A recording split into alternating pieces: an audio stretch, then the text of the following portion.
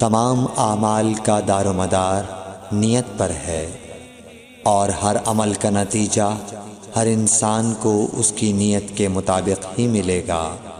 پس جس کی ہجرت دولت دنیا حاصل کرنے کے لیے ہو یا کسی عورت سے شادی کی غرض سے ہو، پس اس کی ہجرت انہی چیزوں کے لیے ہوگی جن کے حاصل کرنے کی نیت سے اس نے ہجرت کی۔ صحیح بخاری حدیث نمبر 2۔ حضور اکرم صلی اللہ علیہ وآلہ وسلم نے فرمایا